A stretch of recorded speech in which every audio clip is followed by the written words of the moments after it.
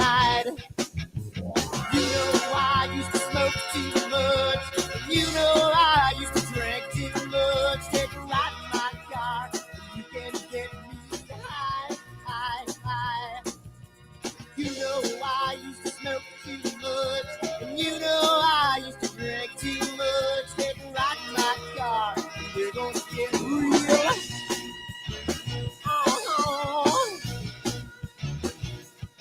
I'm feeling good. My little lady, she's gonna take me to the other side. I'm feeling nice. My little lady, she's gonna keep me moving on. I'm gonna run till I drop to the break of dawn. Never gonna stop. She's gonna treat me right. I'm feeling good.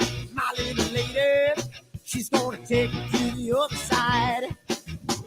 You know I used to smoke too much. And you know I used to drink too much. Take a ride in my car. And you can get me high, high, high.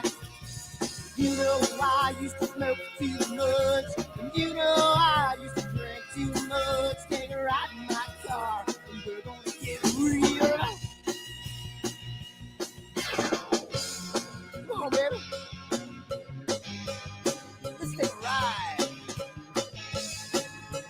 I don't know where we're gonna go, but first, let's dance.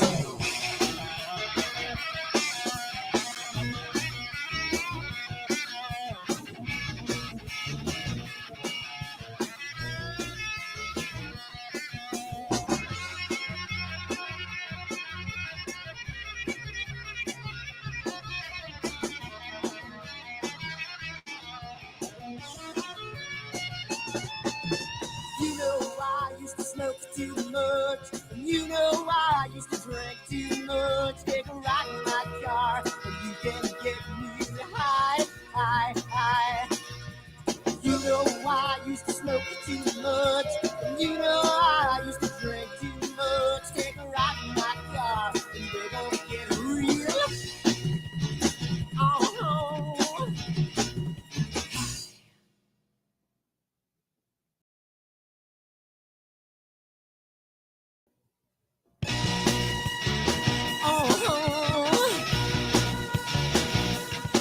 I'm feeling high, my little lady. I'm gonna take it to the other side. I'm feeling strong, my little lady. I'm gonna keep her moving on. I'm gonna run till I drop to the break of dawn.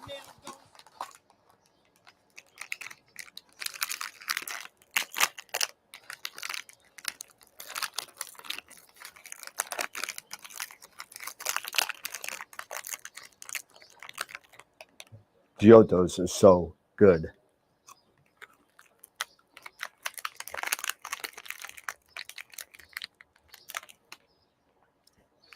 These chocolates are what? Chocolates? We're here about astrophotography. What are we doing? Wrong video. Whoops.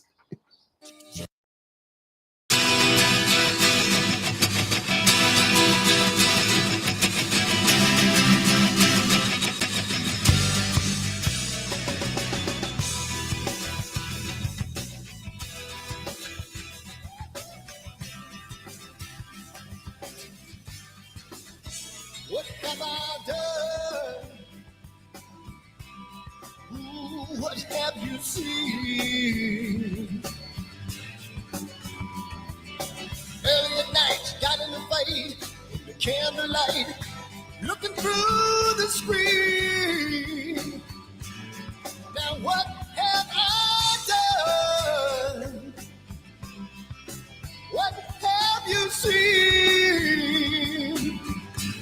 You know there's no future when a person has come in between.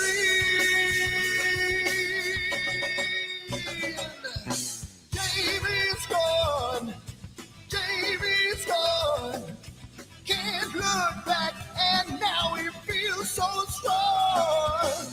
Jamie's gone, Jamie's gone. Left last night and now it's been so long. What have I done? What have you seen? There's nothing to say, took her away, and I feel the pain, made love in pain. Oh, oh, oh, what have I done? What have you seen? She knows there's no future in life when a person has come in between.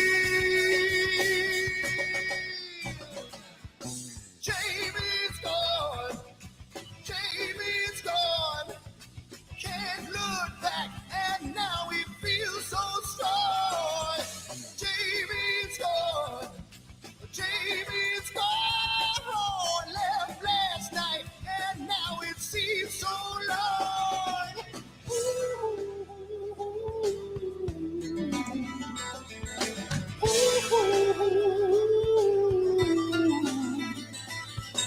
You can hear these words I say when you're a million miles away. Yeah.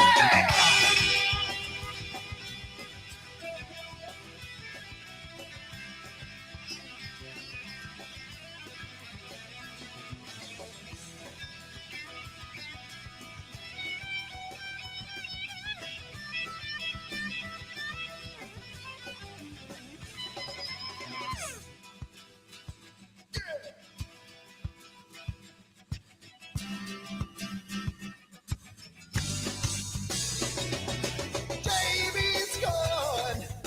Jamie's gone.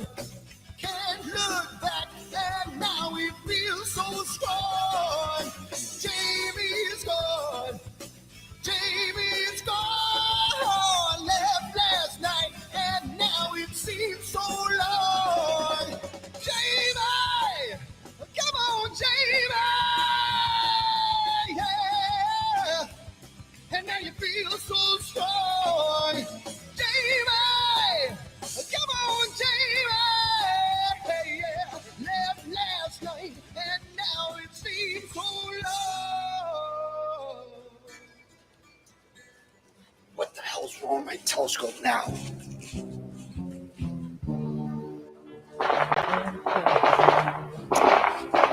What's wrong with this thing?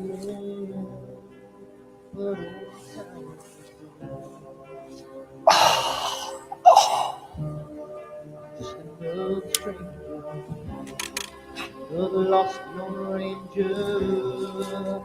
Can I break this spell?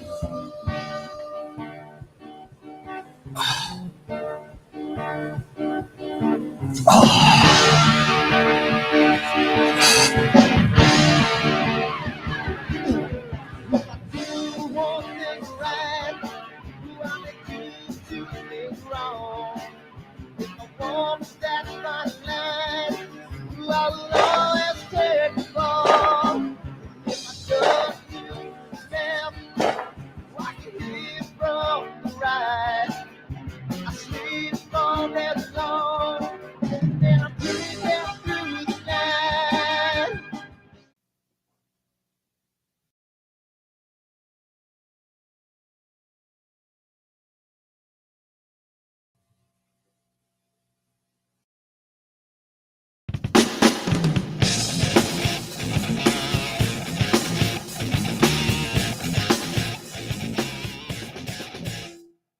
I've seen a lot of bankers, and I've seen a lot of cops.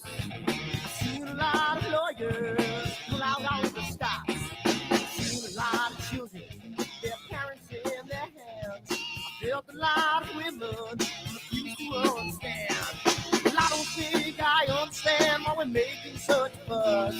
And I don't think I understand what's come of all of us. And I don't think I understand why we take the world for granted. I just want to get right back to Guitar Players Planet.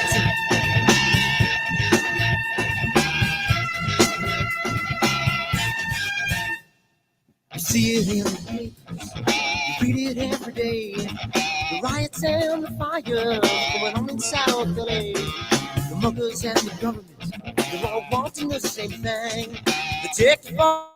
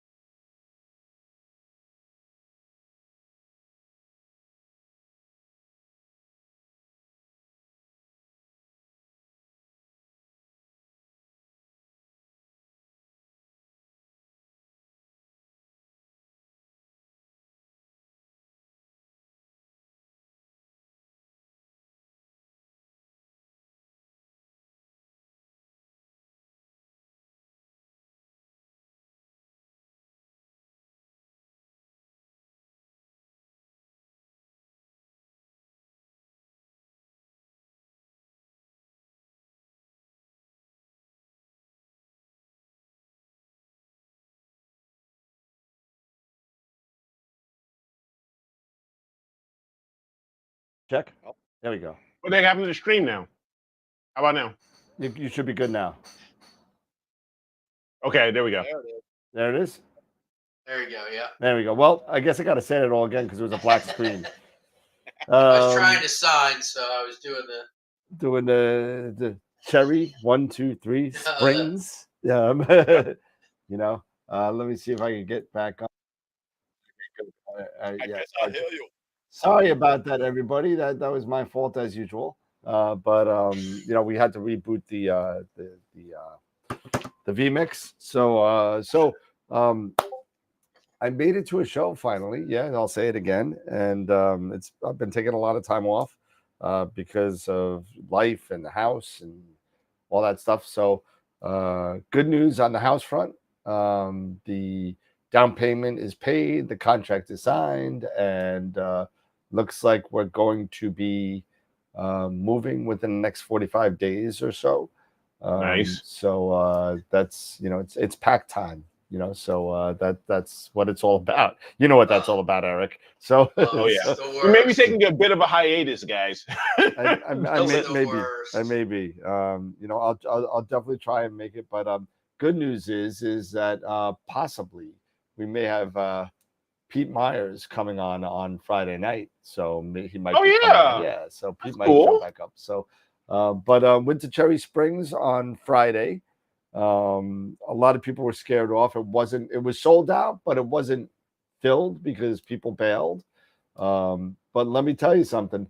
You know, the vendor that usually goes there was not there.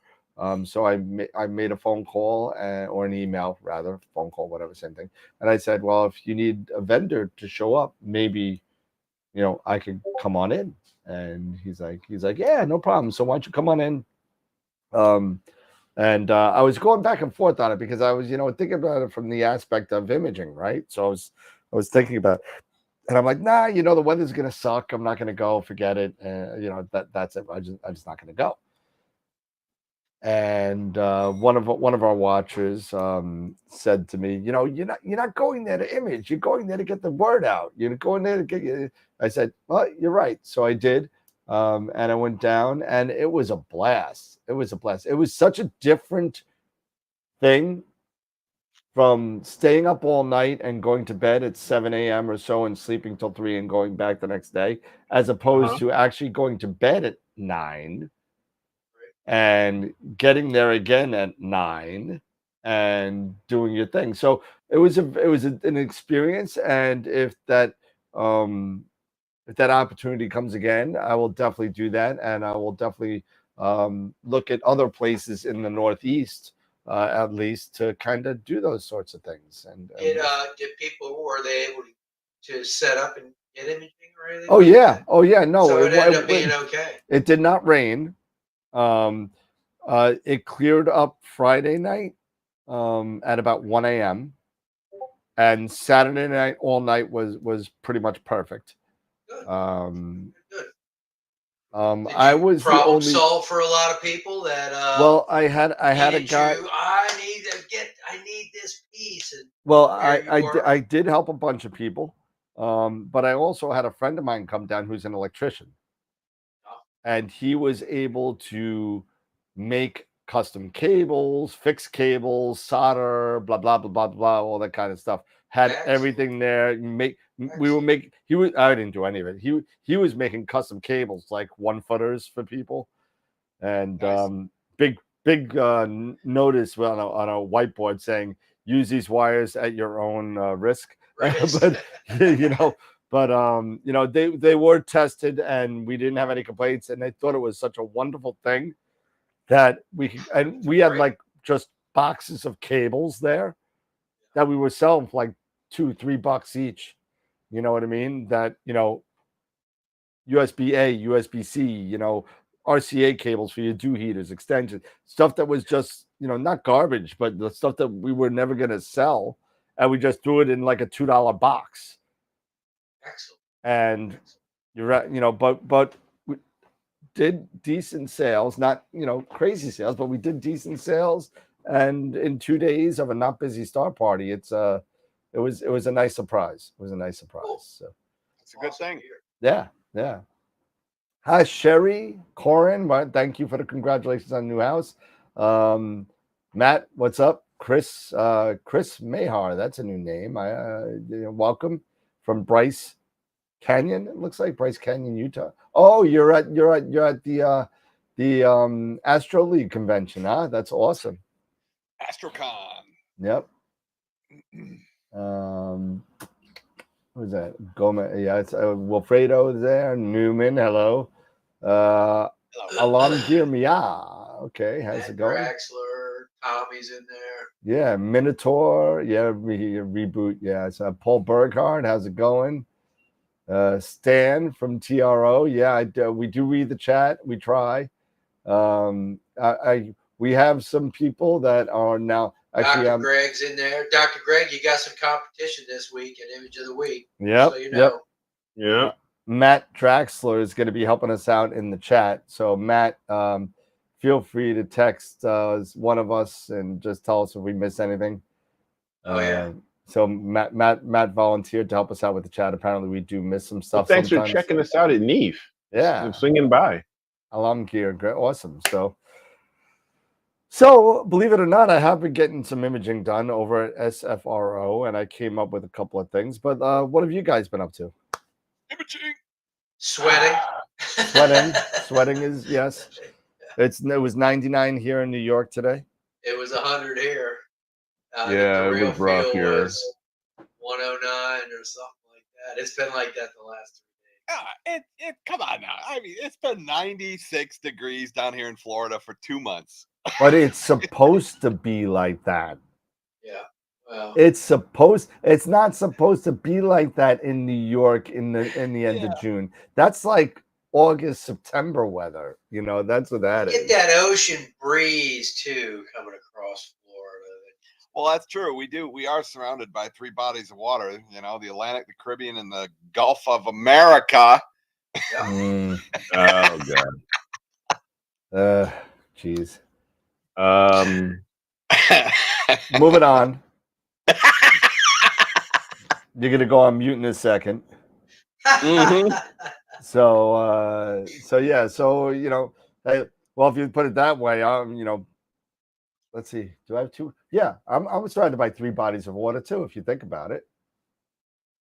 Yeah. The Hudson River. Smaller. The Hudson River, the Atlantic Ocean, and the Long Island Sound. So yeah, the Atlantic Ocean definitely is big. The Atlantic Ocean is big, but everybody's got the Atlantic Ocean. Oh, on the eastern, you know, everybody's got that.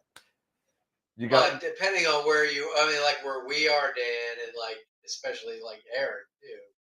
You know, the trade winds are coming across the continent, right up and just cooking us. Yeah, it's horrible. It's really bad. It's really bad. The Northeast is just getting hammered with the heat. Just getting hammered. Tom Peter had 116 heat index. I didn't see the heat index for New York. I didn't see it. But ours has been like around 110. It's been horrible. But I mean, you know, CWO. So did you guys see the picture I sent? Yeah. No, I was like, which one? I was like, what? ZWO there? Did you get the picture? Did you understand it? I was like, where's ZWO? You didn't understand it, huh? All right, I'm gonna show it to you. I saw it, but I don't have my phone. Hold on a second. I'll put it on real quick. Hold on a second. I have here you go. So here it is, right? So so there's a meaning for this picture, right? So I got all of the Player One cameras pointing right towards ZWO. I have it all right in front of them, and I'm like, you know what? Screw you guys. I'm staying here. So so I was right next to him, and and then as I was leaving, I took like 5 or 6 of my beer koozies, my AstroWorld beer koozies, and I shoved them in their stuff. Nice. Oh, so that was fun. Nice. Yeah. So yeah, and you could see the $2. I wasn't even lying about the boxes because you can actually see the $2 boxes over here. Okay. Yep. Those are the boxes, wires, and stuff like that. And there's another one down here. $2, make you holla. And that was my buddy Frank. He had this kind of stuff, and he was just selling it. He's trying to make money to get. He's trying to do outreach, and he's trying to get one of those blow up observatories, the air-filled ones.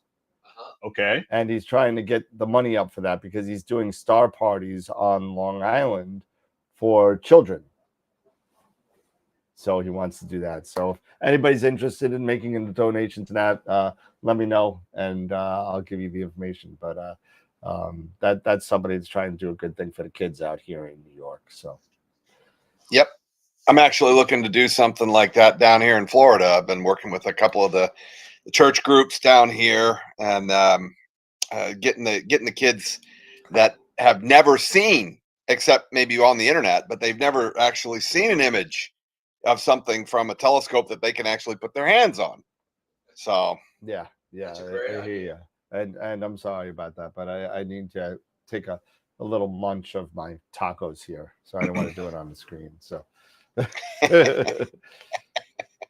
but what have you guys been up to? Have you guys been imaging, or what's been going on? Scott's the only one seen to be imaging. Yep. Yeah, hopefully I'm gonna be able to. Too. Huh? Those images look good. Oh yeah, yeah. I watched your video yesterday. It was very entertaining. Yeah, the heart, not the heart. The Lagoon Nebula is really, it's really beautiful. And I was fortunate enough that where I'm at down here, it is, I think, the highest point at its zenith is 37. I think it's 37 degrees. But I don't lose it, behind my house until about, I would say, between 3:30 and 4 in the morning. Yeah, because doesn't it kind of go straight across the top of your house for a little bit? Yeah, well, I've got this corridor between my neighbor's house, on one side of me, and my house, and it sits right in that corridor. So I was able to image for hours and hours and hours, and I was really happy. But yeah, and I'm looking to do probably like the image that's behind me, that you can see behind me, the veil. I'm gonna image on that. I'm gonna try to image on it tonight. We're by 11, maybe 11, 12 o'clock. It's supposed to be clear. So I'll get it set up and see if I can slew to the veil and see what I can get.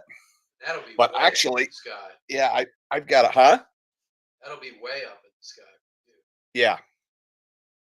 I've got a. I think I've got a. Do I have a picture? Yeah, I should. Let's see. I think I've got a picture. Do I have? Yeah, I do, right here. Yep. So I'll just see if I can share my screen here. Where the hell is the share screen? Right there. Is it right there? Yeah, there it is. And I want. Which one do I want? Oh God, I don't just even make know. sure you share the right screen. Share the right freaking screen, right? Yeah. Not the right one, the correct one. So if I can just, I don't know. God, I got too many freaking screens open. Let's do window here. Entire screen. I want entire screen. There we go. Share. There you go. Okay. And then I just come over here. Yep. Can you see that? Yep. Now that's with the MBZ. That's the MBZ. That's the MBZ. Yeah. And that is 60 seconds. So, I mean, it's just crazy that you can get that kind of detail in 60 seconds. It's just nutsy. Yep. Pretty cool. You go in. I can bring it up a little bit. Oh, there we go. I mean, the detail is just nuts. So, and I was actually. That's a single 60-second frame. That's one picture. It's one 60-second exposure. You stack 40 of those. I mean, it's crazy. It's just nutsy. So. And the ones in your video, you were using the moon and sky glow, and those images look great too. I believe Yeah. that's the, you didn't get as much of the surrounding HA, but they still look really good. I believe that's the 2600, right? With the MBZ. It is. Yeah, the It is. 2600 with the MBZ. Yep. But that's awesome. That's really good data, man. And once you stack all that data up, it's gonna be like it's gonna be sweet. It's gonna be sweet. Oh yeah. Well, if you want Now, some more data, I'm- let me know. I got about 10 hours worth of HA from SFRO. We can put it together. There you go. Oh, yeah, holy cow! Yeah, we can put it together. Yeah, I'm full screen on this right now. I don't know if you want to go back to the 4 Yeah, up, but I got tacos in my mouth and yeah, but yeah, yeah. no, I that's gonna be was sweet. able to get. Let's see. The first night I shot 30-second exposures, so I was able to get 90. I think I got 90 minutes the first night, and then the second night I upped it to 60 seconds, and I got 204 images, so 204 minutes. And then the NBZ I got 180 minutes, so 3 hours. So it's a fair amount. Yeah, a lot of good data. Nice. A lot of good data. Now it's just a matter of pulling it together in PixInsight. I went through WBPP, and I enabled. I think I enabled a couple of things in there that I didn't really need, and so it it took forever. Now, but it's done. So did you create a separate profile in Nina yet for your Hyperstar? No, not yet. But I will. I am going to do that just for the Hyperstar. Yeah. There's not really a whole lot. Scopes. Yeah, but it's that way when you go in, you don't have to change it. You have this profile. It's C14 Hyperstar, C14 reduced, C14 native, and you don't have to change anything. It's all in there and done. Yep. Well, I'll definitely do that before I switch back to the imaging on the rear of the scope. So that's one of the nice things about the profile setups in Nina. It keeps your focus points, it keeps all that stuff where you want it. Once you get it set. Yeah. It's I was talking to Wayne today on chat, and I saw he was showing me some of the stuff he's done. He's been using the Hyperstar for I think he said 4 or 5 years, something like that. Is he using Hyperstar? He's just got. Or does he have a Rasa? No, he's running he's got the exact same setup I do. Yeah, it's C14 Hyperstar. Okay. Yep. For some reason, I thought he had a Rasa. Some of the images he showed me were just crazy. I mean, they're just amazing. So I probably will stay with the Hyperstar straight through the summer. Well, you get the focal length, but don't forget what you could get with that focal length, and that you might be missing out. I mean, those pillars of creation at your focal length to get in there, that's going to be a sweet picture if you do that without the Hyperstar. Well, I mean, it's easy enough to change it, you know. Yeah. Oh, I mean, I've got the. I mean, there's my rear cell. Yeah. So. All I got to do is just, thread that bad boy back on, and we're good to go. Yep. So wait a minute. You have an OAG in front of your Hyperstar?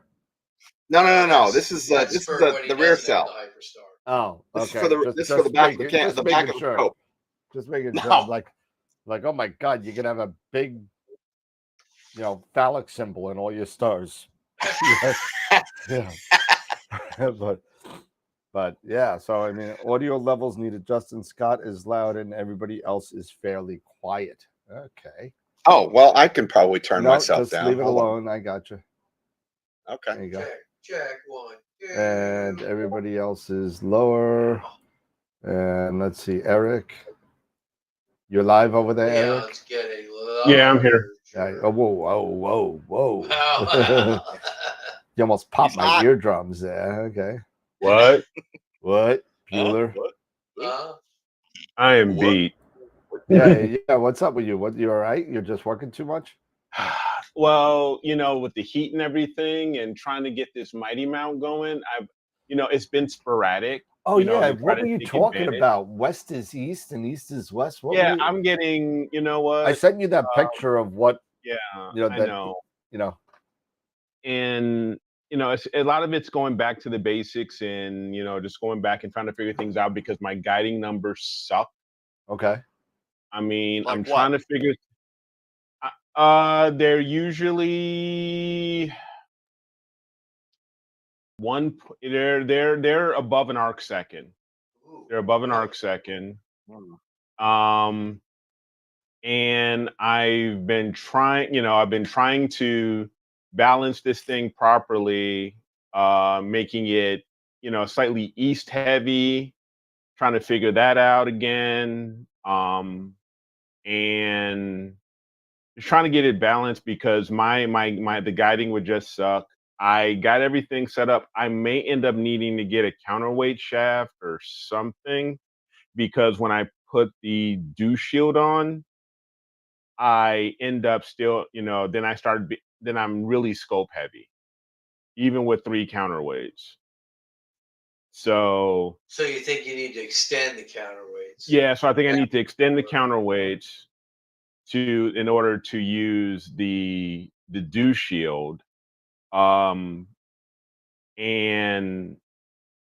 so right now I'm using the Edge 11 without the dew shield. And it's just I'm just trying everything I can think of. I mean, I got a lot of T points done. I mean, I had to have gotten like over 300 T points done. So that is that's not the issue, I don't think. Polar alignment is spot on. So I'm using the pole master with sharp cap. I'm setting that up, and even when I go back into the Sky X, it's even telling me, yeah, your polar alignment is fine. That's not Yeah. the issue. Are you seeing any deck numbers on your guiding Yeah, graph? my deck numbers are stupid. I mean, Like stupid bad? yeah, yeah. Um, Well, that let you might want to double me check your polar alignment then, because Yeah. the polar line, Are yeah, you using? and Are you guiding with PhD too? yeah, Have you yeah. checked drift align with PhD? No. I as far as It's a drift pain line, in the like butt, I heard but it's a it pain in the works ass. really, really good. But I think it's a pain in the butt to learn it how to do it. But once you've done it, like then it's like, oh, it's not that hard. Yeah. But typically, Um. when you run like the guide assistant on PhD 2, it'll Yeah. show you your after 10, 15 minutes. It'll show you your polar alignment, and how good it is, and it'll tell you, hey, your polar alignment can be better. Try using the drift align. And then if you use the drift align and you start messing with that, I did that with mine, and it really helped mine. hey, Big. we got a question from John Copperthorne, and you guys could hit this up. What does it mean to be east heavy? And if you do a meridian flip, do you need to adjust being east heavy? No. So you don't have to adjust it. Typically, what it means is your mount's starting east, slewing west, or well, I guess yeah. So you're going to end up starting on your east side of your mount. So what it does is mainly this is if you have a gear-driven mount where there are gears that are meshing. Worm gear. Yeah, if you have a worm gear. And so what that does is when you start guiding and it's constantly leaning, it keeps that little extra weight is always going to make sure that you're always engaged to the one side of that worm. And it doesn't float back and forth. So that backlash doesn't float around. So you want to keep it a little bit heavier on one side. And then once you do the flip, it compensates the opposite direction. So Yeah. it's mainly to keep your gears meshed 100% all the time, and there's no potential room for a wobble due to backlash. Obviously, if you have a harmonic mount, doesn't matter. No, it doesn't matter. If you have a high precision mount that barely has any backlash, it doesn't matter. But typically, anything that has a worm gear, a little bit of weight to keep those gears meshed all the time. Yeah, just to add a little bit to that, also, you're 100% right. You want to keep those teeth, right, like you was saying, meshed, right? You want to keep them Yeah. together. Now, just to give you an example, the difference between, I know you alluded to it, between the harmonic mount and the worm gear mount, right? So the worm gear mount, only about 10 to 20% of the teeth are engaged at any one time, right? Right. Because it's going around like a bicycle spoke, right? It's going around like, and so just imagine, you know the bicycle chain, right? If you for those of you old people like me that actually rode bicycles with chains, you had a chain that went around a gear, and you push the pedals, and the pedals move the chain moved the wheels, and that's how you got moving. But if you take a look at the where the pedals are attached to that gear and the length of that chain, right? There's only like about 20 teeth that are actually pushing that wheel. Actually, it'd be 40, 20 on one side, 20 on the other, that are pushing that chain around. That are actually locked into the chain. Right. Yeah. Same thing with the worm gear. Now with the harmonic gear, that's why you're able to get like these wonderful payloads to these, because what happens is that it moves in an oscillating fashion where 80 to 90% of the Are teeth all are connected, engaged at the same time. And it That's goes right. like a weird, and Scott, if you go to Scott's rainbow mount video, he has a wonderful video that's from someone, I think it's from the Strainwave Gear people who actually made it. It explains it very well on how this thing moves and how the three different pieces of literally malleable metal that's in there that is allowed to engage all those teeth at the same time, that allows you to get those massive payloads with a lightweight mount. And that's just the only other thing I would cut. That's what they call the flex spline. The flex spline, correct? Yeah. That's right. And that's exactly why. That's why you have such high precision with the harmonic mounts. That's why those harmonic mounts are used in robotic industries, for high precision where backlash is a problem, especially like in medical robots and things like that. Yeah. So, I mean, not for nothing, Eric, how long have we been doing this show for? Over 6 years. 6 years? 6 years. Yeah, over 6 years. So why do people that I know that are astronomy people call me during the show? During the show. During the show. It's like, I've been working at McDonald's for 37 years. Okay? Now I do IT and stuff like that. But let me tell you something. Why does my mother continue to call me at 12 o'clock in the afternoon? It's lunchtime. It's busy. I'm not dealing with phone calls. Sorry, Mom, if you're listening. But she comes on the show every once in a while. But so John, real quick, he says he has a belt-driven EQ6R. So do I, John.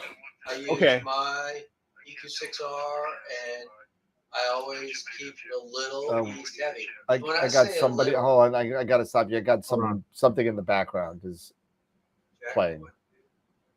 Okay. All right, go ahead. So, John, so my EQ6R, when I say just a little east heavy, meaning that when I'm balancing that mount and I'm checking the RA balance, I literally, wanted to just barely be, when I tilt the thing over, just barely will the side start folding back. Not a lot. Don't need a lot. It just barely. Just enough. It's not to keep like it you want engaged. it. You don't want it to tilt the thing back upright. You just basically want to Yeah, flip it just a sideways little bit. and get it to maybe just start to move a little bit. Just let it drag That's all just you a need. little bit. Okay. Time out, real quick. Real quick. Time out. When we're talking about East heavy and we're talking about balance, let's help, because this is what, honestly, and maybe it's much my brain and I'm just in a fog. This is what I would struggle with. Is imagine, all right, if either if you're behind your mount or if you're in front of it, and your mount is facing north, Right. you're facing straight north. up and down. And you're behind Okay, it. So straight west is to the left, you are east is behind to the it. right. So west is to the left, east is to the right. But what you have to think about is one thing is that your telescope. You have to think it in reverse because your telescope It's going to be on the west side of the pier. You want it on the west side because your telescope is looking east. Correct. Because don't forget, when you start, if you're in the northern hemisphere and you polar line to Polaris, everything moves from north, basically from east to south to the west. Okay. So basically what you want to do, and this is what I get what kept screwing me up, is I would always put, when I'm thinking east heavy, I'm thinking, all right, my telescope, because I would always balance my telescope in the front. Well, when I'm facing it, I'm facing south. So I'd always put my telescope slightly heavy. The telescope slightly heavy. That's not necessarily true. What I needed to do, what you need to do is go behind the mount, be behind the mount. Correct. Right. And set your telescope so your telescope is facing west. Is your physical telescope is on the west side pointing east. It's pointing east. You want your counterweights actually on the east side. Facing east. And then that's how, and then you begin to balance your RA. All right. And then you slightly have it because, like we've been talking about, that the backlash, you have those teeth, and then you don't want that. You want to make it a little slightly east heavy. So instead of it being like this, it's more like this as far as your gear. The whole thing moving. It's not so much that they're like either this way or this way. It doesn't matter. The key is you want them completely touching all the time. So that extra weight now doesn't allow them to float in between the gears because it's so well balanced. You get where it's floating and that worm, where it'll actually stop moving, and you get a pause kind of, and then after the pause, you get a jolt because then it moves a lot more than you want it. Right. Now, John, yes, and after the meridian flip, it will be slightly west heavy. Correct. You are correct. Fine. Which is usually like okay. I said, as long as it's not floating between the gears, and it's either on the gears full time. Now you don't want it too heavy one way or the other, because then you're going to introduce wear into those gears that you don't want. Yeah. If you have it too much weight, I mean, you could put an extra weight on there, but you got to remember, if you ever looked at these gears, they're made of brass, and that stuff will wear away real quick if you're putting too brass much weight on. Soft.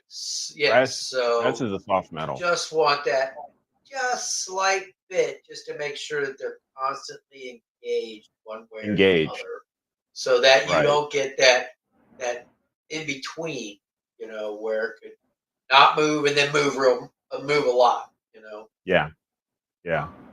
So it's kind of weird because, like, when I start out my guiding, everything's really promising. Like, I'm at 0.5, 0.6, everything is really good. Then all of a sudden, boom, it jumps, right? And then it's jumping like into the, you know, into the 1 arc second, 2 arc second, then it drops down, and then it settles down. And my average, like I was doing some guiding yesterday, and my average was just under an arc second. It was like at 0.95, 0.96, which it shouldn't be that way. It shouldn't be that Well, but necessarily that high. you need to look at your star. You need to look at focus. You need to look at a lot of things.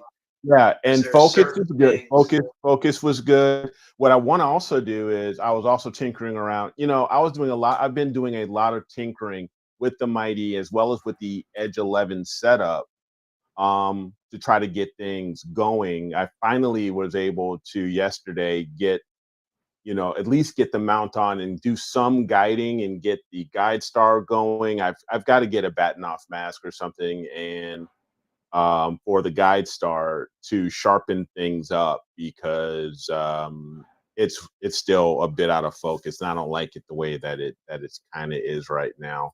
Yeah, I just But upgraded my guide scope for my yeah, urban star. you know what? And here's the thing: I did a PEC training yesterday because I've been following. You know, I've been looking at these YouTube videos, trying to do a PEC training and stuff like that. And even, you know, with me doing the PEC training and stuff, it still feels off. Right. You know, not for nothing, Eric, but have you considered that you're not dealing with a software issue, you're dealing with a mechanical problem? Have you checked to make sure that the spacing, thanks, honey. Have you checked to make sure that the spacing, the adjustment on your gearing is right? Can you adjust that to see if you can? I have no idea. I honestly have no idea where to look. You know, this is a brand new mount to me. Blowout. There's got to be a 3D blowout drawing that shows you exactly where it is. Yeah, and that's one of the things with Software Bisque is that everything as far as support is all forum based a lot. You know, yeah, but I'm talking about downloading an actual 3D schematic, a blowout. Oh, I don't know if I can get that. Yeah, I'd have to find out. You know what? Software Bisque will give it to you if you want it. Yeah, I'd be amazed if it wouldn't. Because that'll show you whether or not it's a backlash thing. You may have, like, the backlash might be too tight.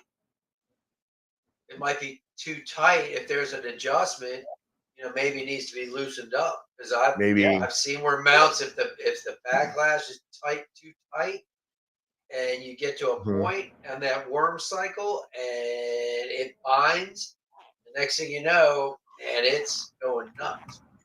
Yeah, because here can be a real problem. Yeah, so these are the things, because 1 minute, you know, I was trying to think about, okay, let me just make it neutrally balanced, not east heavy, anything at all, just the declination. The deck, when I move the deck and I'm balancing it, that sucker won't move.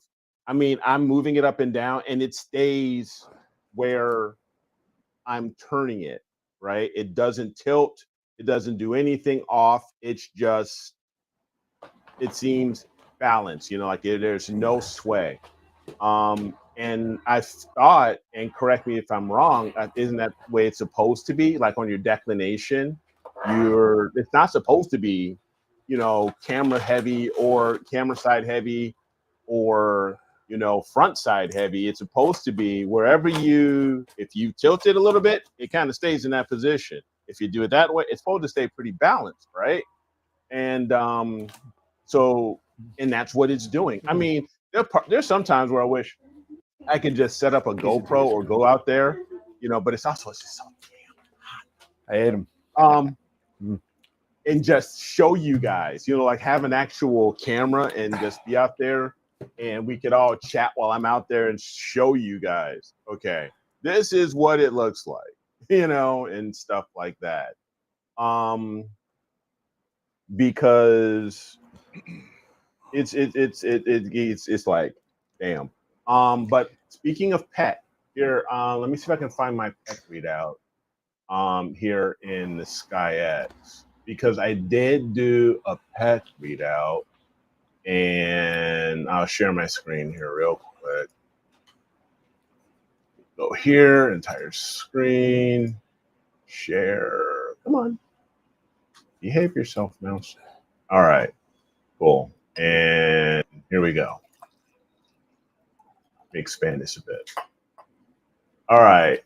So here's the SkyX, and as you can see, I have, I've done the PEC, the T-point model. I mean, I've got a lot of freaking T-points. So that part works, and all that. Polar alignment, it comes back. Polar alignment, azimuth is excellent. After I did that, and then I come down here and the elevation, it just says it was just a little off. Okay. So like 3 ticks. Raise, so Okay. that seems fine to me. And when I go to my give tools, PCS. Now, here is the PEC model. Okay. And that's why pretty. Is it showing that's okay. Because this should actually be, yeah. It looks very predictable. Yeah. So I mean, I've done everything. Let me hide this. So what scope is this for? This is the Mighty Mount. This is the Mighty. No, what scope is it for? Oh, this is the Edge 11 14. because the 11. Yeah, the Edge 11. This is on my Edge 11. Okay. Are you logged into your Melee right now? Yeah, this is the Melee right now. Can you open up your PhD? Yeah. So let me close this. Minimize this. And I was there. So here's PhD, and here was my PhD log. And I was looking at the log earlier. Like I said, last night, I'm just working on this stuff. So there was my total, my deck, and the RA. It doesn't, and this was only for like less than 20 minutes.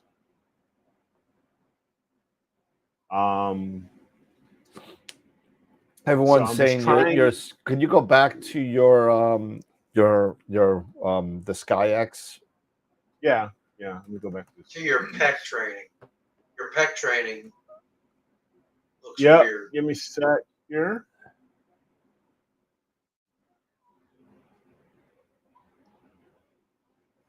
Yep. And go back to the scatter where the dots are. Oh, okay. Let me close that. That is the T-point model. And this was because I did a recalibration. Yeah, so stop. This was hold on, Eric, slow down. Yep.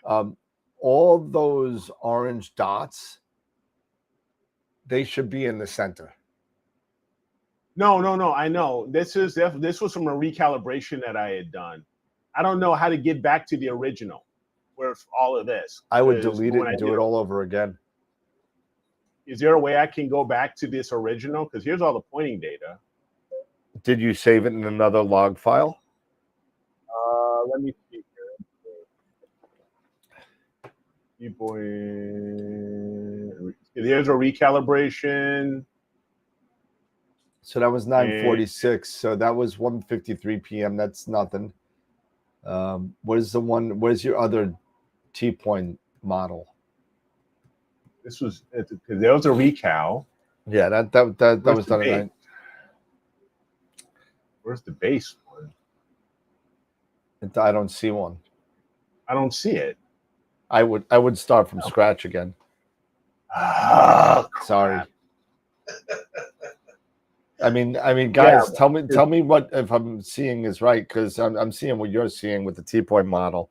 Yeah, I mean, because here it was. I mean, trust me, before I did a recalibration yesterday, it was filled. Yeah, Norm agrees to redo it again. Yep. And once you get those calibration points like more centered, like you had them originally again, Yeah, they're all right here. Leave it alone. All filled. Yeah, Leave it this alone. was totally that's filled, way off. Because then when I did the recalibration, Yep. is all this, probably all this right here from that recalibration. Norm 'cause it said even to says right be here, sure you it do even a says supermodel recalibrate. too. I did. No, do a I new, did a no, another one. supermodel. Do a new one. Another one. Have Because I fun, would do Daddy. You want because I would do the supermodel, and I And the even regular turned pointing. on the Pro Track and all that stuff. Look deep into my eyes like But I yeah, was a this is the supermodel. recalibration. So I don't know where the actual calibration. What happened to the calibration? Yeah, I would do it again. Make sure you save it somewhere. Yeah. So okay. Do it again. Do it again. Do it again. So I gotta wait for like another week or something because, I mean, this weather has just been crap. Norm also To said me, make sure your pec training looks really odd the way it has all It does too, right? those hitches in it. Where well it when I also do the it also EQ6, could be it's just a perfect sign up and below the mark where you have all those hitches in there. Yeah, it's Well, like it's that fighting could with be- itself. what?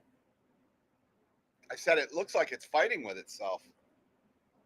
But it looks very predictable. It's consistent. It is It's not like it's True. it's very consistent. And if it's consistently bad, it's still consistent. But I would just redo the whole thing. You'd want to see a nice smooth sine wave. Not necessarily. If you have any sort, I mean, and I don't expect this with a mighty mount, Eric, so don't get nervous.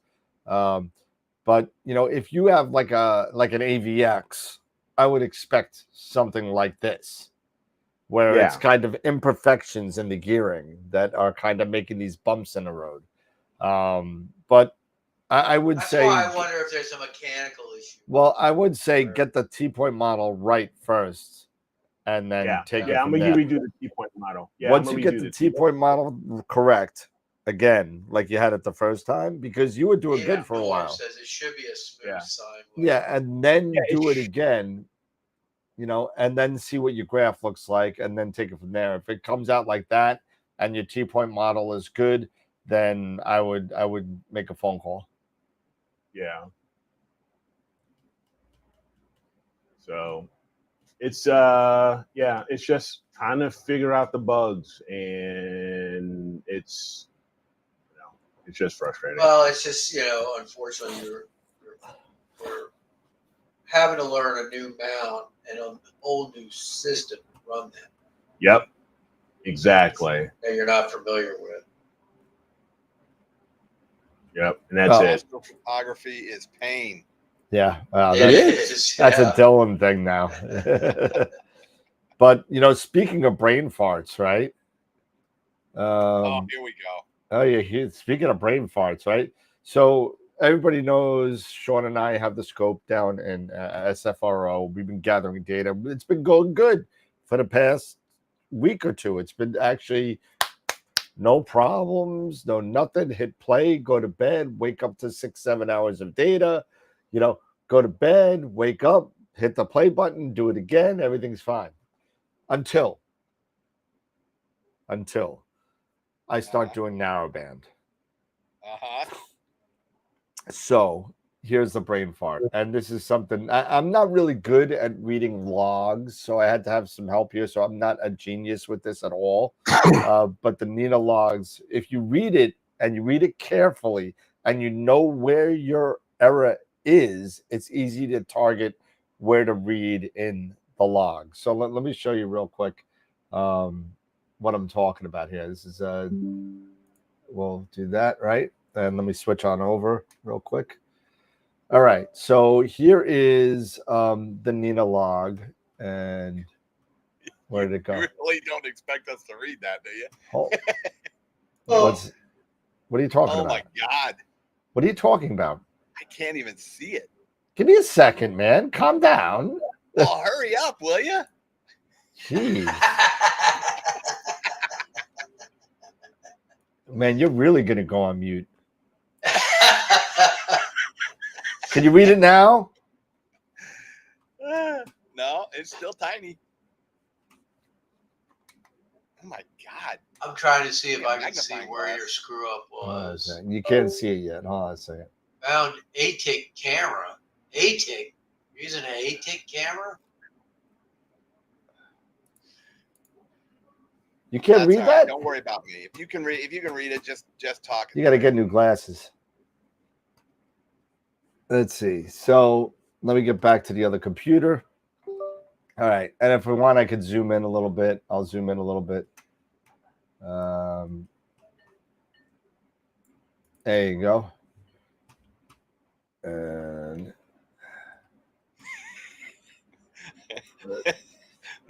Matt hit that one on the head. I'm not reading it. So so here is your log, right? And if you take a look, right? If you take a look at my data for M20 for the last couple of nights, Okay. it'll stop at like 11:26. Oh, this is what you were talking about before. And Okay. yeah, and then the 23rd, same thing. Wow. You know, I mean, it was kind of crazy. So I'm getting kind of pissed off. I'm like, what the hell's going on?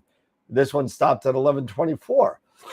You know, so I'm getting kind of annoyed. And I'm going on the Discord. I'm doing everything. And by the way, it found 0 ATIC cameras, so it just checks them all. I'm not. Oh, I see what you're saying. It's all the different cameras. Yeah, it goes through all of the ones that are there, and then say found 2-player one, found. I don't know how it found 7 ASCOM cameras. I think that's 7 ASCOM devices, which is fine. But I see the error. It says something about error profile CSP. Yeah, so as you go Profile down, failed to load. that's the other profile. That's actually a fine error. And then string path. So where is it? And I had it highlighted 2222, right? 2300. So it's taking images, right? Filter luminance, game 100. It's taking images, right? Luminance taking images just fine, just fine. Scroll down. I can't. Right? That's fine. The error, it's moving, it's going to another filter, and then it goes to the green, right? It goes to the green, and it goes to the green again, right? Keeps on doing the green, and then it looks again, it runs the autofocus, and then it keeps on, it does some more green. And once it goes to, where is it? I'm not seeing it. Then it goes to blue. Okay, blue. Okay. Then so it goes RGB, and I wasn't going to do any HA that night, so I skipped right to the O3, right?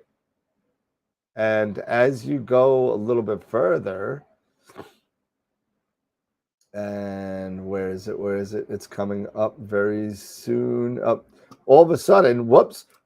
It goes to park scope. The mount has abandoned the park. What the hell happened, right?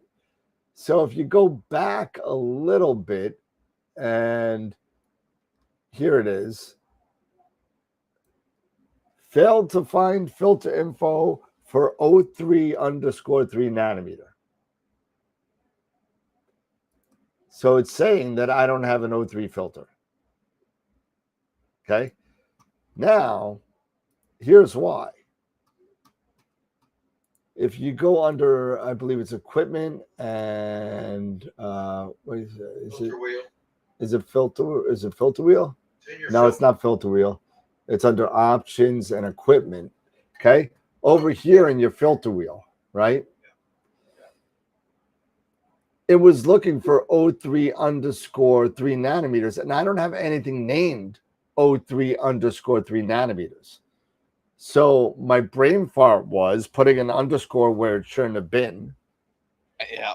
And when you go into your target scheduler, which I went over before, right? If you go into target management and the profiles for, I changed it. So what I did here was, and I put an underscore here by accident right We here. can't see your screen. What? Yeah, nothing's We moving can't, on your we screen. can't see your screen. We have no idea what you're doing. There you go. Oh, Jesus. Really? You should have told me that 10 minutes ago. I was trying to tell you, scroll down. You keep saying stuff. I'm like, I don't see that. Scroll down, scroll down. All right. So here it is again in Nina, right? Yeah. I'm Right. sorry. So if I go back to the log, Yeah, right? there you go. Okay. Yes, you have it highlighted. Okay. So it was looking for this filter in the target scheduler. It's not, yeah. See, that's Okay. why I'm not a fan of that target. Well, it doesn't matter whether you were using the target scheduler or not. If your filter's named incorrectly, it's going to fail. Yep. That's the whole thing. So It what looked like it was labeled. What was it labeled in Nina? it was labeled this in Nina, but I'm sorry, it was labeled this in the target scheduler with that underscore, but in Nina, it was labeled no like underscore. this with no underscore. Ah, there you go. Okay. Yeah. So now what I had to do is go into the target scheduler, go under the O and change to the right one. And now it's good. Same thing with the S2. So it failed on the S2. So just so you know, that was my brain fart, but now I'm good to go. So I'm going to test it tonight, see what happens. And hopefully I'll actually get some narrowband tonight. See, So, I don't even. I mean, all my filters are 3 nanometer in narrowband, so I don't even. I just HA03. yeah, well, it's just a habit for me doing the 3 nanometers because I had 6.5s and 7s at one time. Do I really need? Do I really need to do that anymore? Probably not, to your point, because all mine are 3 nanometers down there. But it was just a habit, and it was a brain fart, and I always put an underscore because Nina, in certain places, loves underscores. They want to see no spaces, no nothing, no dashes. So they would like underscores. So I just put one there, and it was not the right thing. And you're back. The show went bye 24 minutes ago, but I'm back. I don't know why. Okay. You're not sharing the screen you're referring to. Thank you. 2 minutes ago. You late. but that was my thing. That was my issue. So it's all fixed now. I'm told that the buildings might be open, might be closed due to clouds, but we'll see. Real quick, I got rid of that recalibration crap. Okay. So I undid the recal. Nice. I don't know if you can see that. What are you doing it now? I just clicked on undo recalibration. Oh, okay. And that's what you got now? Yeah, and that's the original. This is the original calibration. Oh, so it is saved somewhere. Okay. So just to show everybody, see, that's kind of where it should be. Yeah. In my opinion. I just clicked on undo recal. You know, you got some outliers there. Yeah. Yep. But you can't see the center. No. Nope. What is the temperature in those buildings? Tom, you don't want to know. It's probably equal to your heat index. So I could tell you right now, if you want to see, I could actually show you. There you go. Check this out. I'll show you right now. Hot enough to melt your USB cables. Oh, yeah. Those things are flaccid. So let's see. Close. And oh, God. And then sharing. Okay. There you go. So here is the here is the Eagle, and if I just go to Eagle Manager, so there you go. Temperature right now, 110.8 degrees Fahrenheit in the building. Roof open? Not yet. That's why it's 110. Well, no, he asked the question. How much? What's the temperature in the building? So, Yep. So I have a question. Why are they putting notifications and equipment discussion, not just their SFRO scope? what happened? The Starfront equipment discussions is loaded with their opening, closing, Equipment discussions. And then they do the same thing in Discord for their other SFRO scoping. And they don't have an equipment discussions. I don't think. Let's see. On our Oh, that's me. That's my fault. I thought I took that Okay. off. I get notifications. Oh, Really? Equipment discussions? Oh, shoot. Okay, I see it now.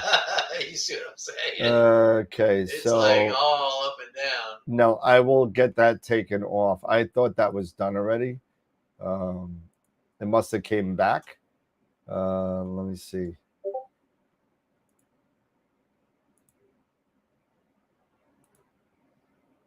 Let's see. Channels follow 1. Unfollow. Now it's off. Okay. You won't get that anymore. Sorry about that, guys. Somebody said that. Oh, so I thought I fixed it. I apologize.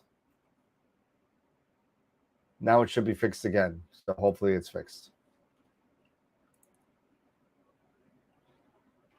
I mean, it's not the only reason it bothers me. Really. Yeah, no, it's Keep off now. bragging Sorry. about My how apologies. your scopes are going to be filming tonight. I can't. Well, no, apparently they're not because I don't know where to put an underscore, so I'm not getting anything. So well, you get your green and your blue. yeah, you know, Sherry, I hear you about Discord, but you know what? It's still very convenient when you're dealing with a lot of people, and you know, you could do voice chats, you could do a whole bunch of stuff. You could you know, you could get Nina invites from Discord. I mean, there's a whole bunch of stuff you could do. But you know, it's just one of those things where, you know, it's the devil, you know, I guess. Yep. So Did you centipede? what? Did you say human centipede? Who said that? I thought you said No, he didn't. It just sounded like it. that. I was like, oh my God, flashback. But anyway, but so what else? Backdoor hackers. Yeah. Hey, by the way, for those of you that are out there that are kind of geeky and twisted, you know, when it comes to, you know, doing things, you know, anal retentively, there is an interesting hack that you can use for balancing your scope. And I when I had the CGXL, I actually did this, and it worked really well. I was impressed. One of the things that if you take your power cable that comes with your device and you just simply split it so that you can get one of these bad boys into. Is that what Queeve did? Oh yeah. Queeve. Oh, did Queeve do this? Yeah. But you I want think one he better did a than that. video. He did something An like. Ampro. I think I saw something like that. This is made by AmpProbe. This is like $150 meter. Yep. One with a little tiny. Yeah, but I mean, it's got the thing right up here at the. If I can get it in there, you see that little hook right up at the top. I got it. That's the little one that you're talking about. Yeah. But yeah, you just hook that bad boy over the one and measure your amps. So, you know, you just take it up to your amps, measure your amps, and then as you're moving the scope right or left, it'll tell you exactly how many amps it's pulling. And all you got to do is change that weight until it reads the same number of amps, or if you want to do it heavy, a little bit you know, more and then less on the one another. But that will allow you to do it, you know, ultra fine tune. So well, that's it's something. There's something to be said about that now, right? You know, and I'm gonna get yelled at for saying this, and I know this already, so I'm just gonna say it anyway. With harmonic mounts these days, and predictive peck and all this other stuff that deals with fixing your crappy polar alignment or weighting, is being balanced. I mean, I'm not talking grossly out of balance. I'm not talking like you have no counterweights, you know, but is being weighted as important as it used to be. Let's just put it that way. Because I remember people used to make videos of getting it down to like exact, like this thing wasn't moving, not an inch over 10 hours. It just stayed there and people would just do it. Now, is it really that necessary with the stuff that we got going on now with the maybe not as much with harmonic, but when you still have the traditional, well, even with center balanced, I mean, yeah, you know, I think the key is to reduce the amount of wear and tear you're going to put on the brass. right. That's the key. That's the key. Well, and that you see, using a meter like that for the harmonic, even though, you know, with weights and balance and such isn't as big a deal with the harmonic mount, but if you want to try to get it close to, you know, balanced with a harmonic, if you're anal like that, you want to do that. The thing is that I don't know of any other way to balance it, you know, except using one of those. Oh, I just sit there. There's no clutches on the harmonic mount.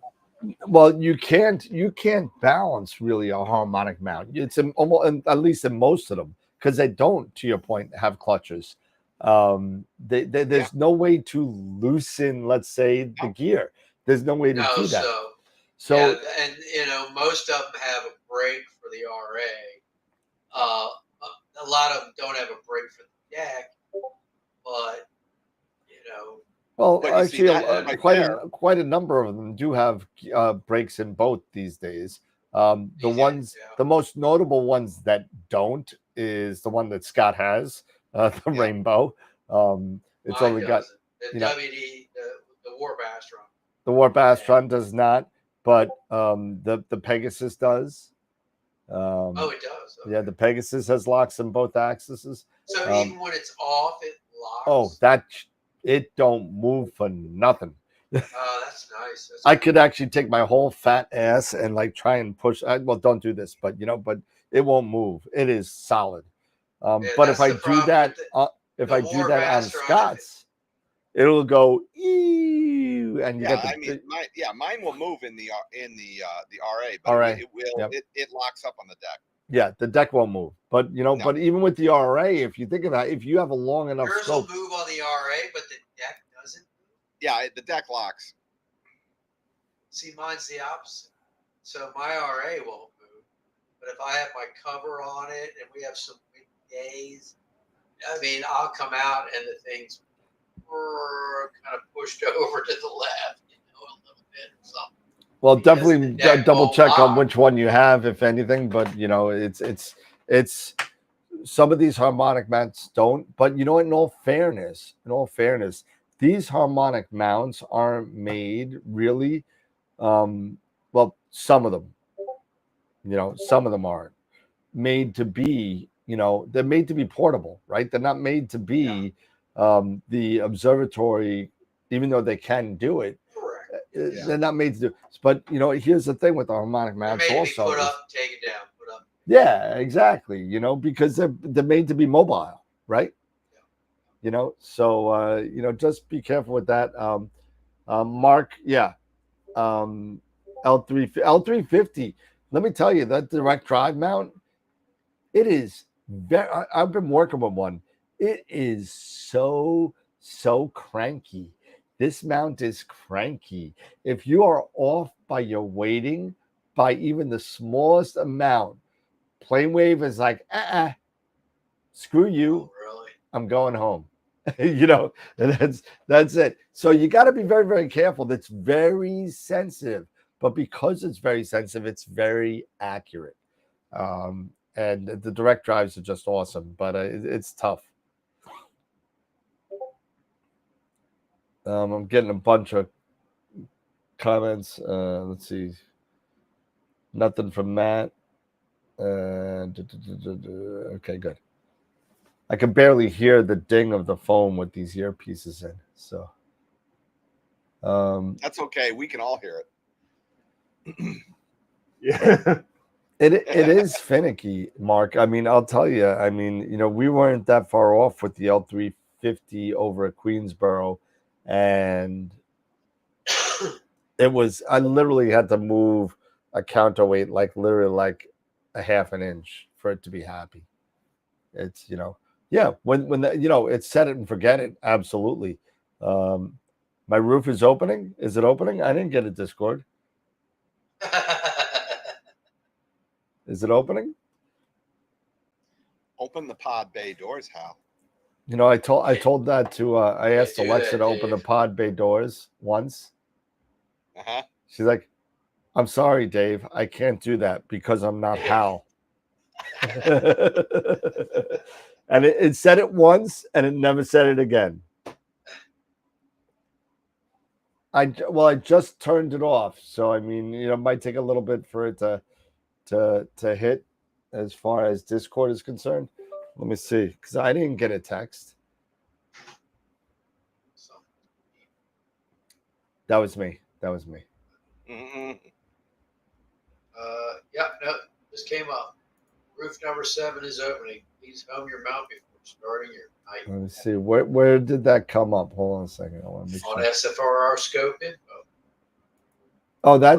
So just. Oh, yeah. On our AstroWorld Q&A. Okay. So do yourself a favor. If you do not want, I put that on there because I want that on there. If you do not want the alerts for SFR scope info, go to edit channel and not follow it.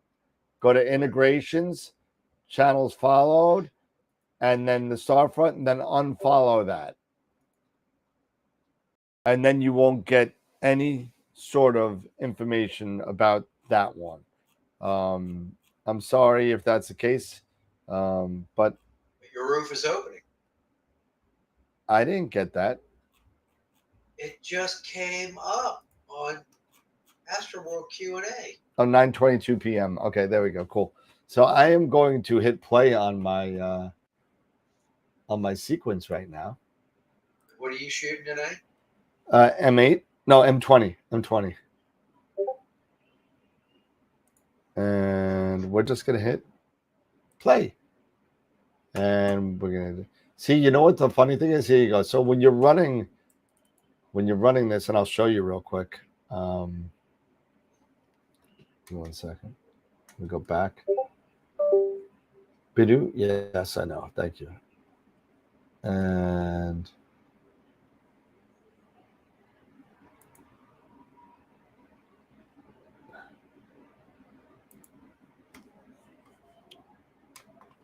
that's gonna beep again. So give me a second.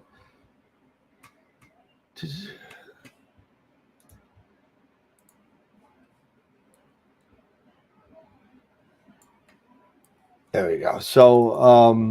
So when I press play now, you can see my sequence, right? Yep. Okay. It says a whole bunch of stuff here. Nothing's connected. And that's okay, because as you can see here in my SF startup part of the sequence, it's going to connect later on. And the last thing it says is one or more triggers or custom containers is invalid. And it's not valid because it hasn't been started yet. So that's okay. We can hit start sequence anyway. Yeah. And it's going to turn on the safety monitor. And now it's actually, the sun is set. It's past 8 o'clock over there. It's 8:30. It's going to start doing everything. And then it's going to cool the camera for 20 minutes and then wait. Now, here's the thing. And maybe this is a question I throw out to everybody. I have this set to astronomical dusk. Should I start imaging at nautical dusk? No. No. No. No. I don't think so. Because the roof's probably not even going to be open at nautical dusk. They It's probably alre- don't open the roof till astronomical dusk. Let's see. So nautical dusk is 21:45 over there, and astronomical. So it's only half an hour difference if you think about it. But, well, that half an hour ago, the roof wasn't open. Yep. Why Yep. bother?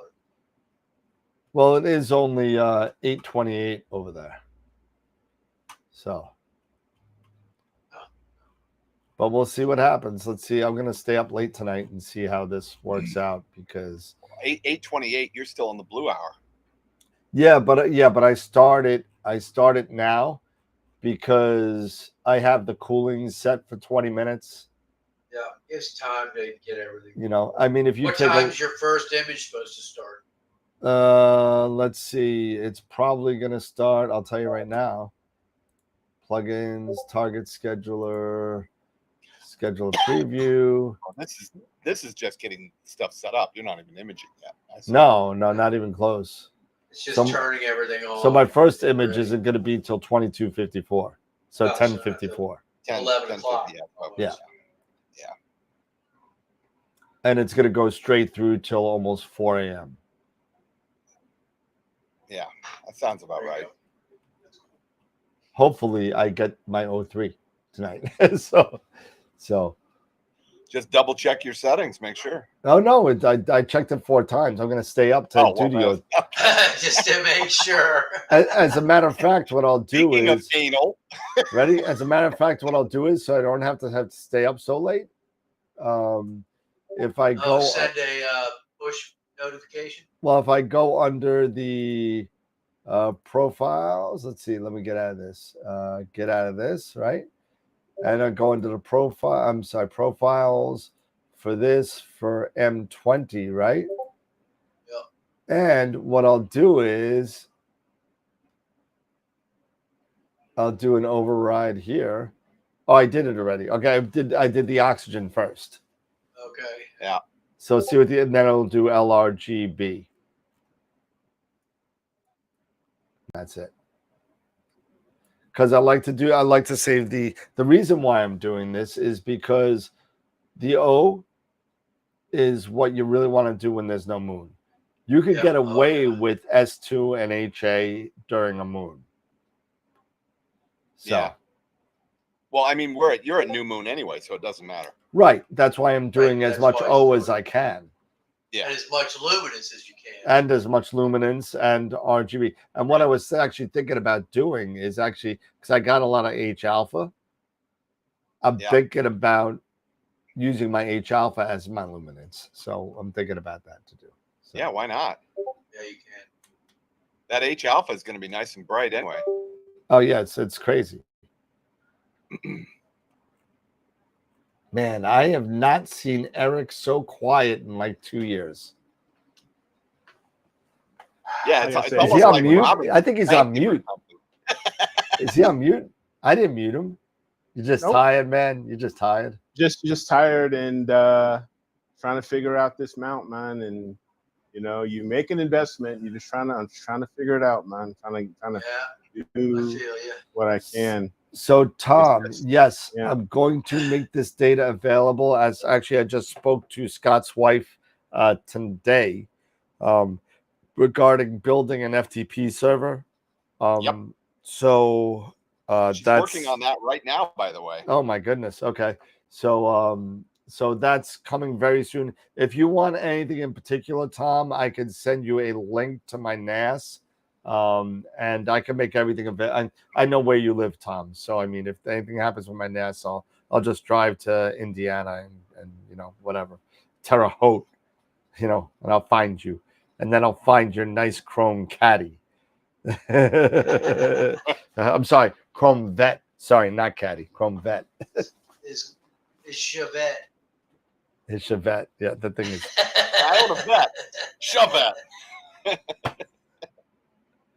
Yeah, anybody that comes on the show, you know, I mean, listen, I'm gonna share it with a bunch of people, but you know, I hope you support you guys support the channel all the time by coming on and hanging out, and that's awesome. But it does cost money to get the scope down there and an investment. Patreon. Do the Patreon. Do the Patreon, get to that level, and help us out with the paying of that. And also, what I'm thinking of doing is, and you can't see it, but my 9.25 is still up there. Now I'm still on the fence on whether I might send that down there for Galaxy season. I'm thinking for next year. Okay. Thinking about that, you know. But then I'm screwed up here because I could do planetary up here. You know what I mean? Right. You don't need to be a dark sky to do planetary. I'll be right back. Okay. You need calm skies. Yep. You so do need that. is That calm you do. skies. That is fair. That's a fair You statement. need calm skies. Decent transparent. What is it? Decent transparency. Yep. It's not. Yeah. It's about that. Which I don't have in. You need calm atmosphere. Calm. Very calm. Which I definitely do not have in. Which we get, but you know, Dan and I, and especially Dan. Well, I mean, I'll just be happy to be moving. The jet stream, if the jet stream's right over you. Yeah, yeah. I mean, you know, I'll just be happy to be in a Portal 6 again. You know, when I was living in Glen Cove, I was in a Portal 6. I was able to see 3 little dipper stars, naked eye, almost 4. And that was really sweet for me. That is cool. You know, because you always could see Polaris and the 2 on the right, you know, the Kochab or whatever. I could always see that from here. I could see that from my house here. But when I was in Glen Cove on the North Shore, I was able to make the bottom one of the dipper, the next brightest star, naked eye. And I was like, this is cool because now I could see something else. but I knew it was dark. What's cool too is a lot of people don't know Polaris is a binary star. It is Polaris A and Polaris B. They're so close together you can't tell. You won't even candy someday. You can't really and tell. listen, I was able to split that with my 8-inch. I mean, you could see that no problem. You know what you could do, and if you want to test your optics, right? And this is the time to do it. If you want to test how good the resolving power of your optics are, and you have the focal length to do it, train it on Polaris. No, even worse. This is more deadly. This is horrible. This is like astronomers' nightmares. Ready? You ready for it? I'm ready. Rosie O'Donnell's butt. No, I'm sorry. Only on a full moon, but Epsilon Lyra. Oh, really? Okay. Epsilon Lyra. Now, this is how one's really bright, right? Well, at small focal lengths, it looks like a double star. At long focal lengths, you start to realize that double star is 2 double stars. So there's 4. Wow. That's so wild. So if you could, I was able to split that once with a 10-inch Schmidt. And it's hard. It's tough to do. But yeah, John, the double-double, that's exactly what it's called, the double-double. That's right. And it's really cool to see. And I was able to do it from New York. So it is possible. But let me tell you, you want to try and judge your optics, split the double-double. What focal length? What's that? What focal length? I was able to do it at 2300. Okay, so if I try it at the 2737 with the 14, you should be able to do it. Yeah. I could even take the focal reducer out and take it to the 3910.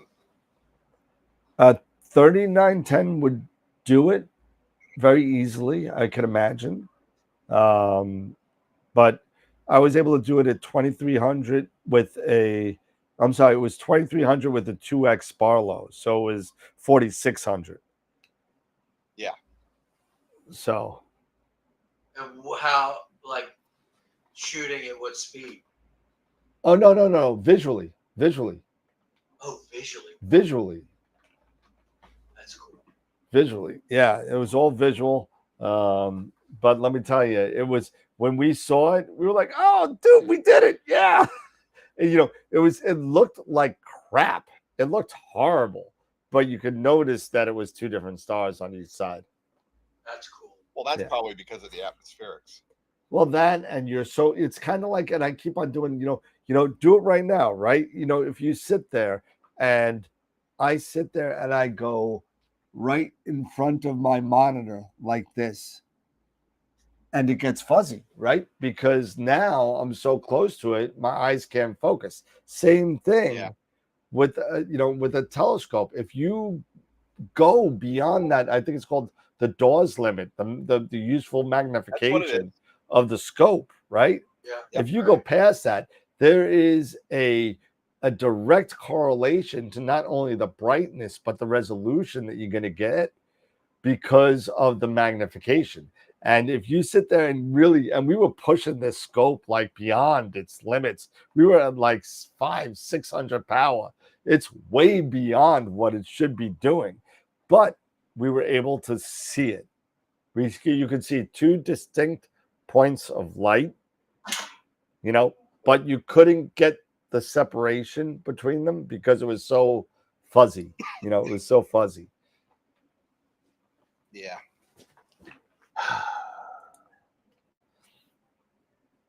Somebody asked a question. What do your images look like? Oh!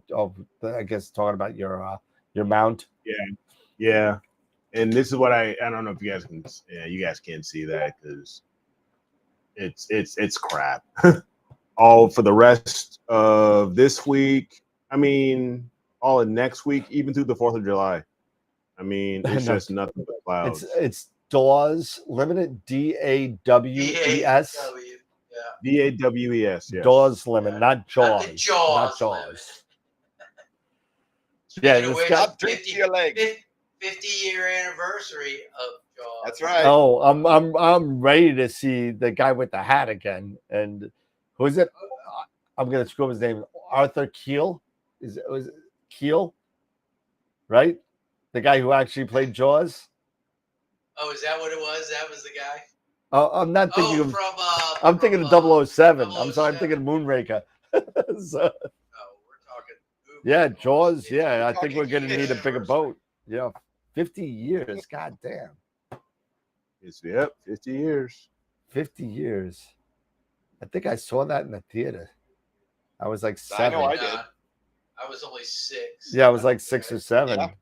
I don't think we went. I didn't see it in the theater. I saw it at a drive-in. That's what, back in the day. I saw it at the drive-in. I saw Star Wars first time in a drive-in in a place called Valley Stream, Long Island, and it was raining as hell. It was. You got to remember the 70s. You did not want to be in the drive-in in the rain. Because you literally you remember what was it, the sound Flintstones? Quality must have been. Oh, it was horrible. So you remember the Flintstones with the big horn that goes in the you had this big ass speaker like the size of your head that went onto a window and you rolled the window out, but you can never get the window closed just enough so the rain wouldn't get in because it would just whatever. So, and of course, my family had a 1980 Dodge. It was a 1975 Fiat. We called it the Green Monster. Okay. Yeah. Fiat. This is before they got kicked out of the U.S. and came back. This is when they were hot in the U.S. originally. Now they make Jeeps. Now they make Jeeps. Yeah. So, and if you remember the old Fiats, they had the aluminum kind of tin roofs. Mm-hmm. And the only thing there's two things I remember about that night. One of them, my father said for years I was a liar. And Dad, if you were alive now, I'd smack you today because I was right. But the rain was so loud on the ceiling, and the crappy 4-inch speaker that you had in Star Wars, where you had lasers going off and crap all over the place. Yeah, what's up? Oh, what was even worse than the speakers was that, you had these crappy ass speakers. Remember back in, they would tell you, tune your radio to something AM. Yep. And we would and, oh my God. No, it was that horrible. Was crap, dude. Yeah. It was horrible. So the rain's coming When down. I saw my movies, I went to a real theater to watch. Well, here's the whole story about that, right? So there's one thing I remember about that night, and one is a giant skeleton. I saw a giant skeleton in that movie. I swear, today, to this day, I remember a skeleton on a desert seeing Star Wars. Oh, yeah, that's it. That's the it. scene What? Where they're combing the desert. No. Comb the desert. No. So there was a scene in the original release of Star Wars in 1977, which has only just been released, and it pissed me off. It was only released in the UK like a couple of weeks ago. The original cut of Star Wars, there is a scene of R2-D2 going across in the desert with him and C-3PO split it up, yeah. And he passes a giant, freaking huge skeleton of what's called a crate. A panther skeleton. No, it was called a crate dragon, and that's what it was. Okay. It was a big crate dragon, and it was over dunes and everything, and it was crazy, right? Yeah. And I swear, when I was 7, I said, I saw it. And my dad said, now, 15 years later, whatever, he's like, nah, you never saw that. You're so full of shit. Turns out it was in the movie. But anyway, that night, because the drive-in was so bad, my dad at 11 o'clock, I was 7. My dad at 11 o'clock at night took us to the Limbrook movie theater to see it for the second time the same night in a real movie theater. Yeah. I didn't make it through. Dolby surround sound. I passed out. I was 7. Come on, man. I didn't see nothing. Long before Dolby. There was no Dolby. There wasn't even THX. There wasn't even THX. There was nothing. No. You had sound surround. CinemaScope. Maybe that's something. CinemaScope or whatever. Anyway, that's my off the rails. All right, don't forget, guys, check out our it's 9:45 already. Our 2 picks that we have out there for image of the week. We got a couple really cool shots here. I'll just go ahead. Up here, really. Yeah, pull them up because they're really cool. Yeah, so let me just load this up here. So I'll go to screen share. Batman. Oh yeah, no kidding. Immediately. There we are. So no novice entries this week, but we have 2 really cool. We have from Benito.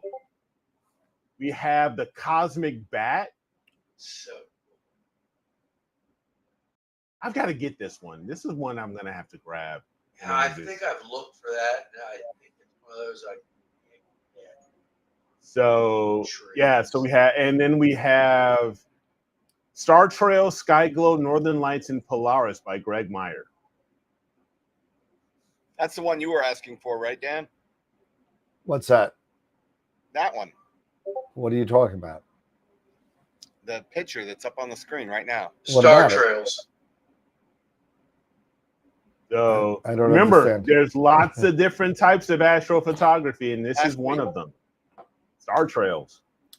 No, there was another one that Greg had about the M51. Oh, he had the satellite trails. The M51 with the satellite trails. Yeah, that's what I was. Trails. Yeah. Too good. He stacked all his images without canceling out any of the satellite trails. Trails. Freaking And cool. it was unreal how many He satellites. took was in the rejection off, which is awesome. Yeah. So go vote. Yeah, the Star Trails one, that's like something out of Twilight Zone. Yeah. Hopefully you don't end up like that guy that died. No, with- that's those Star Trails remind me of what was that movie about the Nimitz that went back in time? The Final Countdown. Final Countdown, yeah, where they go through that storm. Dude, Yeah, that's a great movie. that was a movie before its Awesome time, movie. man. Yeah, Oh it was God, I awesome. love that movie. That That was just before Top Gun. That was, They I were think that getting was ready that to, came out they were Wasn't it- getting just ready before. to change history in a Yeah, that was big just way. before Top Gun. Was it just before? I thought it was a couple years No, before. it was like early 80s. Yeah, man. It was early 80s. Yeah, it was early 80s. It was before Top Gun. You had the Nimitz, going in. Just imagine the USS Nimitz going into Pearl Harbor. Or I mean, just being already in when the when those battlefield. 214s took out the Zero, one took it out with the cannon, the other one takes it out with a Sidewinder. I'm just like, damn, that wasn't bad. Yeah, It was wild with the senators on his boat and those jets go flying by. He's like, what the hell was that? Oh, are those ours? That was a great movie. That was one of the first ones that I remember seeing that had a really good time kind of conundrum paradox. Oh yeah, possible. because Charlie Sheen stays. Yeah, Charlie back Sheen. Yeah, Charlie Sheen. time, And then he's the one in No, the it wasn't. limo. no, it wasn't it Charlie wasn't Sheen. Charlie That was Sheen, CAG. Buckhead. It was CAG. Oh, it was Yeah, okay, right. It was He CAG. the guy in CAG the ends up limo. marrying the senator's assistant. That's Yeah. right. And Stays back. the only who can tell me besides CAG and the wife, who is the oldest? What is the oldest thing in that movie that lasts the whole time? The oldest thing in the movie.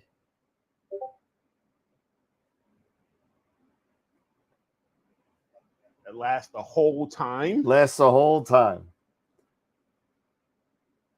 The dog. The dog. The dog. Charlie the dog. Charlie. That's That's right. right, because Dog. he brought Charlie back, Yep. and the limo pulls up, and Yep. Charlie Charlie runs straight to in, the and the limo. first thing you do is you hear, "Hi, Charlie." Charlie. Yep, that's right. The great Yeah, movie. that Right, had a that's right, huge that's right. time. And that was pretty wild. It was good.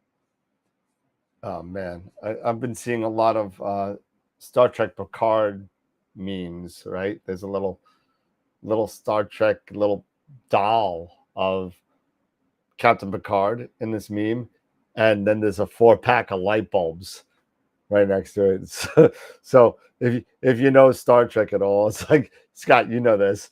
It's like there was a whole thing. There's an episode called Chain of Command, and the guy Captain Picard was held by the Cardassians, and he's like, there are 4 lights. Wait a minute. He was held by the Kardashians. Yeah. No, not Kardashians. No, the Cardassians. Like, hold me, shoot. What Kim, Bruce Chloe, Jenner y'all really can looked hold like. on to me. Make it so. Yeah, Bruce Jenner was actually a Cardassian. Shoot. Shoot. Let me. Shoot. With Chloe and with Chloe and Kim, yes. Hold me. Let's engage. Engage. Yikes. Wow. Okay. All right, awesome. All right, guys. Yeah, So it's that time. Yeah, absolutely. So, We've been off the rails for about 15 minutes now. So Yep. So, Scott, final thoughts? Final thoughts. Well, I'm glad I was listening, because their torrential downpour was everything I could do to get out there and put my telegizmos over the scope. oh, is that why you ran off? That's why you That's ran why I for had it, to huh? run off. Yeah, it Yep. literally opened up, and it's gone. It's like it never happened. Wow. And I think it's blowing up. I mean, I looked at clear outside, and it's supposed to be like crystal clear in an hour. Oh, I'm sure. So, I'm and sure. that's Florida for you. So yeah, targets. Oh, final thoughts. You know, I know that Dan and I have been talking about this, and he used to do this a lot. You know, early on, doing live stacking here on the show, and I wanted to kind of put that out there for people. You know, as to if we were to do that, what kind of targets, you know, do you think would be best for a live stack?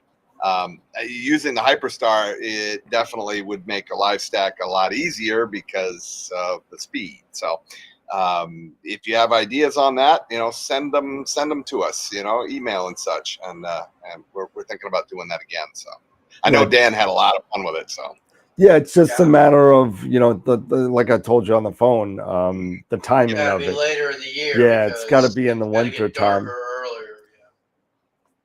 You know, because that's, you know, the show will be on until like midnight, and I'm gonna be in BED. But by September, October, definitely. Yeah, probably hitting October. Yeah, probably be the way to kind of start it. And there's still good stuff going on then. Super Dave. Good show. I'm glad. I hope Eric you get your stuff situated with you. Say again. I hope you get your stuff situated with your mount. I feel Dude, for if you. I can, because it's going to be like another week. Because Well, I'm looking at this, and it sounds like Norm. it's like nothing Norm can but help gray. you out. You got to get in and chat with Norm. I think Norm. Yeah, I'm gonna get with a chat with I gotta get in a chat. Like we have to do a WebEx with Norm and you know, whoever else has SkyX. Yeah. And or Paramount and want to help me out.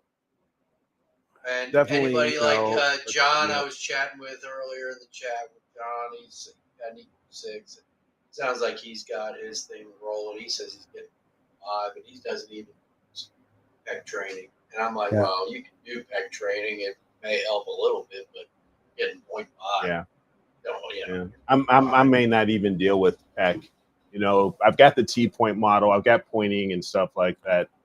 You know, so I may not even deal with PEC, but we'll see. I just want to get stuff working. Yeah.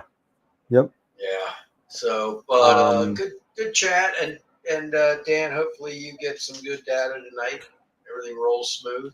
Yeah, I think now that I got rid of the underscore, I think we'll be fine now. So I don't expect any other issues really. Since I can't image and everything, I want some of that data.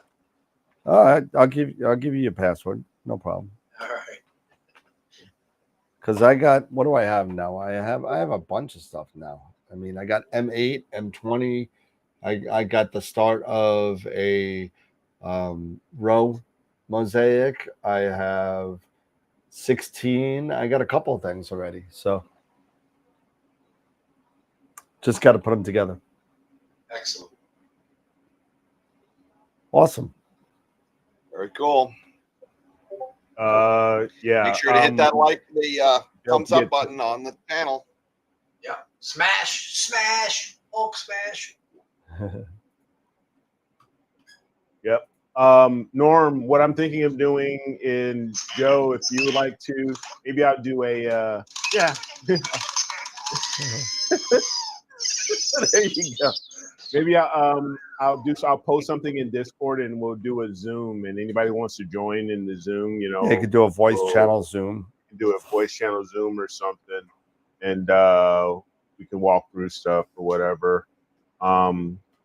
For anybody who has the Paramount, you know, software BISC and, you know, SkyX wants to get together. Yeah, Norm's got it. I know. And Paul says he's got one. So yeah, I mean, I think you know, that's why we're here. Yep, that's it. Why we get together.